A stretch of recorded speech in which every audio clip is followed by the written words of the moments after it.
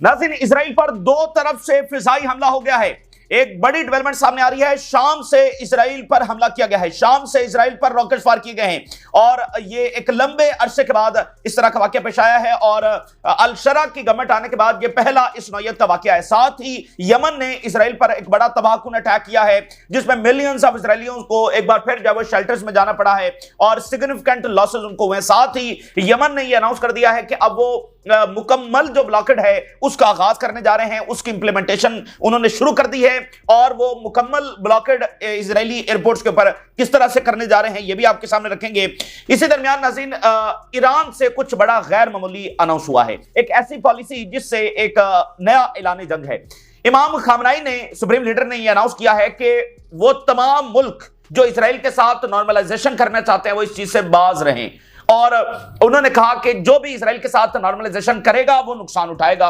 और साथ उन्होंने कहा कि जो भी इजराइल कर रहा है उसके जिम्मेदार हैं जो कंट्रीज खामोश इस वक्त बैठे हुए हैं और इजराइल के साथ ताल्लुकात रखे हुए हैं।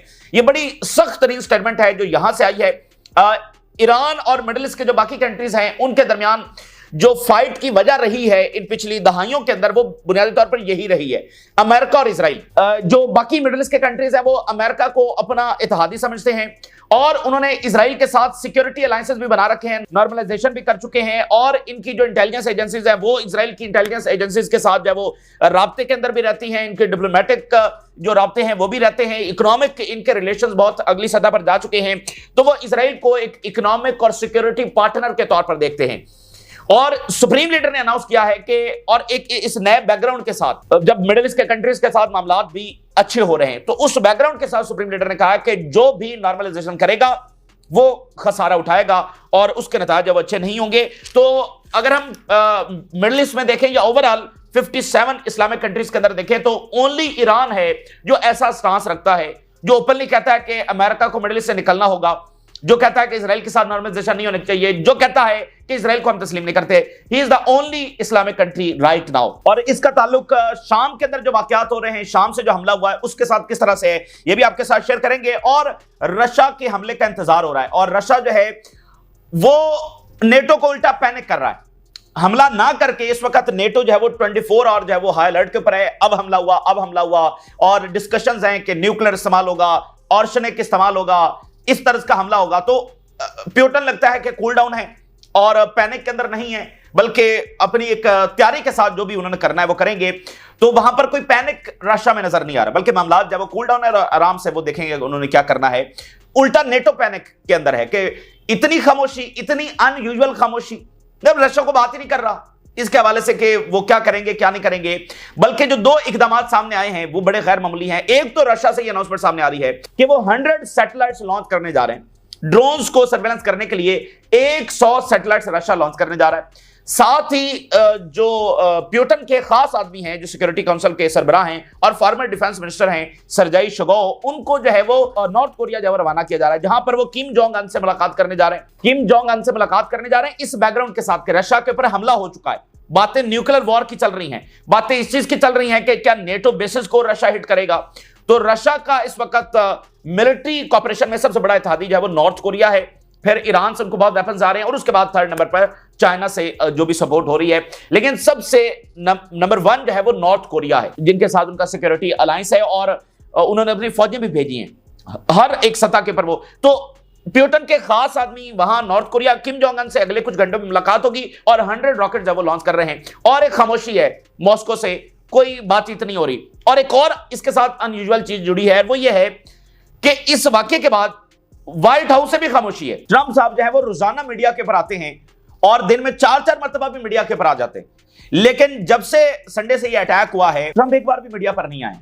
एक बार भी ट्रंप साहब जब मीडिया के ऊपर नहीं आए हैं, कुछ ट्वीट्स वगैरह उन्होंने किए हैं, वो टैरिफ और इधर उधर जो डोमेस्टिक इश्यूज हैं उसके ऊपर कुछ किए हैं, लेकिन मीडिया के ऊपर जब आप आते हैं, सवालात होते हैं तो बॉडी लैंग्वेज से पता चल जाता है। अब उसमें इंपॉर्टेंट इशू ये है कि यूक्रेन कह रहा है कि उसने ट्रंप को बताया है। अब जब ट्रंप आकर बताएगा कि यूक्रेन ने उसको बताया है या नहीं बताया तो उसकी बॉडी लैंग्वेज बताएगी कि सही क्या है, ठीक है। और प्यूटन भी सारी बातें इस चीज का इंतजार कर रहे हैं क्योंकि प्यूटन और ट्रंप तो बराह रास्त आपस में गुफ्तगू करते रहते हैं, कॉल पर बात होती रहती है और मुलाकात भी वो करने जा रहे थे, तो उनके दरमियान तो मामला सेट चल रहे थे। तो रशिया से भी इंतजार हो रहा है कि क्या ट्रंप को पता था या नहीं, ट्रंप क्या बात करता है। और ट्रंप साहब इस वक्त गायब हैं 3 दिन से। तो ये एक दो बड़ी ग्लोबल पावर्स मॉस्को और वॉशिंगटन दोनों इस वक्त खामोश हैं, और दरमियान में यूरोप और नेटो जो है वो पैनिक के होने किया जा रहा है। तो ये तमाम सूरत हाल आपके सामने रखेंगे। नाज़रीन, आगाज करते हैं जो सीरिया से बड़ा वाकया हुआ है, हेडलाइंस आपके सामने रखते हैं। 1 साल के बाद ये वाकया हुआ है।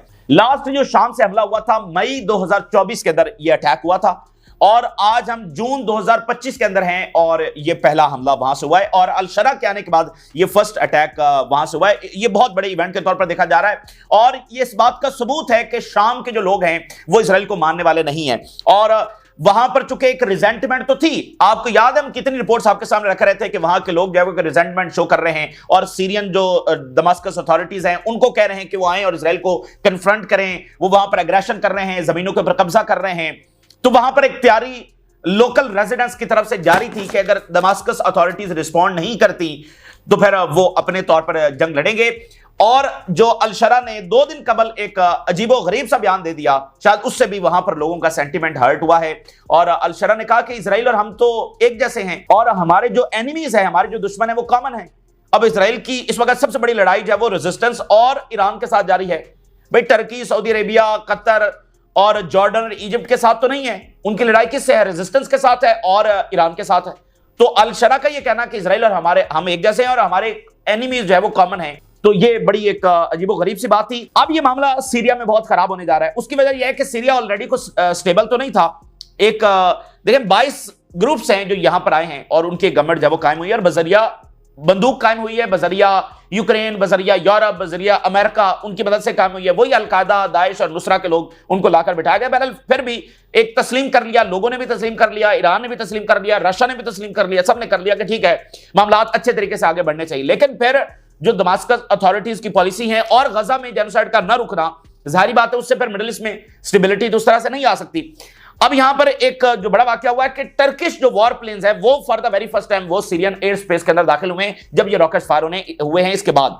और इसमें अहम बात यह है कि जो टर्किश वॉर प्लेन्स हैं वो इजराइल के साथ कोऑर्डिनेशन के बाद सीरियन एयर स्पेस के अंदर दाखिल हुए, और उनके ड्रोन्स हैं वो भी दाखिल हुए। पहले मैं हेडलाइंस आपके सामने रखता हूं, फिर मैं आपको बताता हूं ये मामला खराब किस तरह से है। Several rockets were launched from Syrian territory towards Israeli territory. Israeli media, explosions heard in Golan Heights after rocket fire from Syria.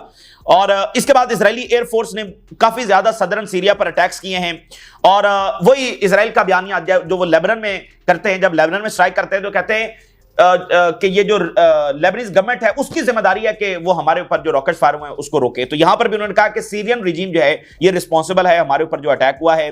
We attack Syrian regime military sites in southern Syria. कब सारे military sites को उन्होंने निशाना बनाया है, और बाकी जैसे वो अग्रेशन करते हैं। Turkish war planes and drones entered Syrian air space after coordination with Israel. Israeli media report कर रहा है, और यरूशलेम पोस्ट लिख रहा है tensions rise in southern Syria, what's next for Syria Israel relations. अब मसला यहां पर क्या है? एक तो 2 डायमेंशंस हैं कि एक इजराइल के ऊपर हमला हो गया और वहां के लोगों ने दिखा दिया कि वो इजराइल को तस्लीम नहीं करेंगे, और अगर ये जेनोसाइड यहां पर जारी रहेगी तो स्टेबिलिटी कहीं भी नहीं आएगी, और बहरहाल कहीं ना कहीं से रेजिस्टेंस जब उठ खड़ी होगी और इजराइल को कन्फ्रंट करेंगी। आपको याद होगा हमने ये कहा था कि where there is occupation there is resistance. ये एक फितरती फिनोमेना है। हिजबुल्लाह ने ऑक्यूपेशन के अंदर जन्म लिया था, ठीक है। अच्छा, अब बात यह है कि प्रॉब्लम क्या है। प्रॉब्लम नाज़रीन समझने की जरूरत है कि एक तरफ ईरान है, एक तरफ बाकी तमाम मिडिल ईस्ट के कंट्रीज हैं जिसमें अरब्स हैं और प्लस टर्की है। उनकी जो आइडियोलॉजी है, उनका जो वर्ल्ड व्यू है, उनकी जो पॉलिसीज हैं वो बिल्कुल डिफरेंट है, और ईरान की पॉलिसीज बिल्कुल डिफरेंट है towards America, towards Israel, towards region. अच्छा, सब अनाउंस तो यही करते हैं कि वो पीस की एफर्ट्स कर रहे हैं, लेकिन पीस की जो डेफिनेशंस है वो हर एक की अलग अलग हैं। जो अरब और प्लस टर्की है वो ये कहते हैं कि पीस के लिए जरूरी है कि इजराइल के साथ नॉर्मलाइजेशन की जाए, इजराइल के साथ अच्छे ताल्लुकात रखे जाएं, और अमेरिका के साथ भी बना के रखी जाए। ये उनका वर्ल्ड व्यू है, ये उनकी पॉलिसी है। और वो कोई भी ऐसा एलिमेंट जो इस स्कीम के खिलाफ है, जो इजराइल को तस्लीम ना करे या इजराइल के ऊपर कोई मिलिट्री कार्रवाई करे या किसी भी तरह की कार्रवाई करे, यानी इस स्कीम के खिलाफ, जो इजराइल को ना माने, इजराइल के खिलाफ कोई स्ट्रगल करे और आर्म्ड अटैक करे, इसको वो अपनी एफर्ट्स के खिलाफ एक इकदाम समझते हैं। इसलिए वो रेजिस्टेंस को पसंद नहीं करते। हमास को, हिजबुल्लाह को, हुतीस को, जो कोई भी इजराइल के ऊपर अटैक करेगा वो उसको पसंद नहीं करते, और वो कहते हैं कि ये डिस्टेबलाइजिंग फोर्स है। जब हम ये कह रहे हैं कि पीस ऐसे आएगा कि इजराइल के साथ नॉर्मलाइजेशन, इजराइल के साथ अच्छे ताल्लुक अमेरिका, तो जो कोई इसके खिलाफ होगा तो फिर वो डिस्टेबलाइजिंग फोर्स है। ये इनकी पॉलिसी है, इनका एक व्यू है और ये इस तरह से मिडिल ईस्ट को देखते हैं। हालांकि इसमें इंपॉर्टेंट बात यह है कि वो इस चीज को नजरअंदाज करते हैं कि, और यही बात ईरान भी इनको बार बार कहता है कि इजराइल जो है उसको वो जवाब घड़ लेता है। अब देखें ना कि हिजबुल्लाह पैदा ही तब हुई जब इजराइल ऑलरेडी ऑक्यूपेशन कर चुका था, यानी हिजबुल्लाह की वजह से इजराइल नहीं वहां पर आया, इजराइल आ चुका था, हिजबुल्लाह बाद में पैदा हुई। और हमास क्यों बनी? क्योंकि जो ओस्लो अकॉर्ड था उस पर इंप्लीमेंटेशन नहीं हुई। ओस्लो अकॉर्ड हुआ ना, इजराइल को तस्लीम कर लिया गया, तो इजराइल ने ओस्लो अकॉर्ड की खिलाफवर्जी की, उल्टा वेस्ट बैंक के अंदर उसको आबादकारियां करने का मौका मिल गया, सेटलमेंट्स उसने बनाई वहां पर। तो हमास उसके नतीजे में आगे बढ़ी कि ये तो खिलाफवर्जियां कर रहे हैं। तो वो इस बात को, यानी ये जो बाकी मालिक हैं ये इस चीज को भूल जाते हैं कि इजराइल तो जवाब घर लेता है। इजराइल यहां पर एक्सपेंशन करने के लिए आया है, वो एक्सपेंशन करेगा, सीरिया में वो अलग जवाब रखेगा, लेबनान में उसके मुताबिक जवाब कि हिजबुल्लाह की वजह से हम यहां पर अटैक्स करते हैं, यमन के खिलाफ कुछ और, ईरान के खिलाफ कोई और जवाब होगा, ठीक है, कि वो न्यूक्लियर बना रहे हैं, ठीक है। तो ये बात ये माइनस करते हैं और ये बात बार बार ईरान और रेजिस्टेंस की जानिब से इनको कही जाती है। तो मैं आपको बताऊं कि ये जो शाम के अंदर मामला हुआ है, ये इस तनाजुर के अंदर एक डिस्टर्बिंग है कि वहां के लोग और रेजिस्टेंस इजराइल को तस्लीम करने वाले नहीं है। और जो अल शरा की गवर्नमेंट है और टर्की है और बाकी मिडिल ईस्ट के कंट्रीज हैं, जॉर्डन है, सऊदी अरेबिया है, कतर है, यूएई है, ये इस इकदाम को किसी तौर पर अफोर्डेबल नहीं करेंगे। ये खुद जो है इस रेजिस्टेंस के खिलाफ ऑपरेशन अंदर से करेंगे। एक तरफ से इजराइल बमबारी कर रहा होगा, एक तरफ अंदर से इनके खिलाफ जब ऑपरेशन होगा। अब इजरायली मीडिया भी लिख रहा है कि हिजबुल्लाह और ईरान जो है वो इनको असलहा दे रहे हैं, और मतलब वो आइडियोलॉजी। तो ये टर्की और बाकी मिडिल ईस्ट के मालिक इस इकदाम को किसी तौर पर अफोर्ड नहीं करने वाले हैं, वो अंदर से ऑपरेशन करेंगे और इधर से इजराइल बमबारी कर रहा होगा। तो और लोग इसको तस्लीम नहीं करेंगे इजराइल की ऑक्यूपेशन को, और अल शरा के इकदाम को भी वो अच्छा नहीं समझेंगे। तो ये एक मामला डिस्टेबलाइजिंग है, ठीक है ना। और उसकी वजह क्या है? उसकी वजह इजराइल की ऑक्यूपेशन है। शाम के लोगों को मजबूर किया है, जो इजराइल ने ऑक्यूपाई वहां पर उनकी लैंड्स कर ली हैं, और जो गजा जेनोसाइड जारी है, ये दो बड़ी वजूहात है कि शाम के लोग मजबूर हुए हैं। आप देखिए कितना टाइम हो गया है, और वो कब से अल शरा की गवर्नमेंट को कह रहे हैं कि वो आए और मुदाखलत करें, लेकिन वो नहीं कर रहे हैं। आज टर्की के वॉर प्लेन्स दाखिल हुए इन कोऑर्डिनेशन विद इजराइल। तो वैसे इनके शाम में, लेबनान में, हर मामले पे इनका इजराइल के साथ कोऑर्डिनेशन भी है और कंसेंसस भी है, लेकिन गजा में इनका ना कोई इजराइल सुनता है, ना अमेरिका सुनता है, ना कोई कोऑर्डिनेशन है, ना कोई कंसेंसस है। बाकी हर जगह पर ये इकट्ठे बैठे हैं, सारे इनके अच्छे मामलात हैं, लेकिन गजा पे ये मनवाने के लिए। तो ये सबसे बड़ी जो स्ट्रेटेजिक मिसकैलकुलेशन कर रहे हैं, ये अपने आप को डिटैच करना चाह रहे हैं, और किया है इन्होंने, अभी तक डिटैच ही किया हुआ है कि हमारा गजा से कोई ताल्लुक नहीं, हम इजराइल के साथ अच्छे ताल्लुकात रखेंगे और नॉर्मलाइजेशन की बात करेंगे, ठीक है। तो ये इनकी सबसे बड़ी मिसकैलकुलेशन है कि लोग इस चीज को कैसे कबूल करेंगे। तो बहरहाल ये यहां पर एक मसला मौजूद है। यमन ने नाज़रीन अटैक कर दिया है, और यमन के हमले से 139 जो लोकेशंस हैं वहां पर सायरन्स बजे, मिलियंस ऑफ इजरायलीज जो वो शेल्टर में गए। और एक बड़ी इंपॉर्टेंट बात ये हुई है कि यमन ने ये अनाउंस कर दिया है कि अब वो अराउंड द क्लॉक इजराइल को निशाना बनाने जा रहे हैं, यानी मुकम्मल जो एयर ब्लॉकेड है वो करने जा रहे हैं। अब क्या होता है कि वो दिन में एक बार अटैक करते हैं, जिससे एक बड़ा इंपैक्ट क्रिएट होता है, मिलियंस ऑफ इजरायली शेल्टर में जाते हैं, और कुछ घंटों के लिए जो फ्लाइट्स हैं वो सस्पेंड हो जाती हैं। लेकिन अब वो कह रहे हैं कि हम अराउंड द क्लॉक अटैक करेंगे, 24 घंटे अटैक करेंगे। यानी इसका मतलब यह है कि अगर वो दिन में 4 मरतबा 24 घंटों में अगर वो 4 मरतबा भी अटैक कर दें तो ये इनफ होगा। हर चौथे घंटे बाद, छठे घंटे बाद वो अगर अटैक कर देते हैं तो ये इनफ होगा, ये मुकम्मल ब्लॉकेड जब वो कायम कर देगा। क्योंकि एक बार हमला होगा, 2-3 घंटे सूरत हाल को वो होने में लग जाते हैं, फिर अटैक हो गया तो वो जो एयरलाइंस रहती हैं वो भी अपनी फ्लाइट जब कैंसिल कर जाएंगी। तो यमन ने ये गैर मामूली अनाउंसमेंट भी साथ कर दी है। Yemen strikes Ben Gurion airport with ballistic missiles for Gaza. ये कोई आसान काम नहीं है। देखें, एक हाइपरसोनिक जो मिसाइल है वो पता नहीं कहां से आ रहा है, और वो बहुत एक्सपेंसिव है और फायर करना बड़ा मुश्किल काम है। तो उनके पास सारी बात इतनी कैपेसिटी नहीं होगी कि पहले वो अराउंड द क्लॉक अटैक कर सके, इसलिए वो दिन में एक बार अटैक करते हैं। शायद अब उनके पास वो कैपेसिटी आ गई है। Siren sound across large parts of the occupied Palestinian territories including Greater Tel Aviv area, following the launch of rocket from Yemen toward Tel Aviv. The incident triggered a state of alert and led to the temporary closure of Ben Gurion Airport. 139 locations के ऊपर sirens बजे हैं। Wide spread panic देखा गया है। Halting of airport operations as air space was temporarily shut down. और Israel के अंदर से बयान देखिए, no one take us seriously anymore. Yair Golan ये कह रहा है कि millions of Israelis are running towards shelters because of the rocket fired from Yemen. while we remain stuck in Gaza quagmire for 20 months, no one take us serious anymore.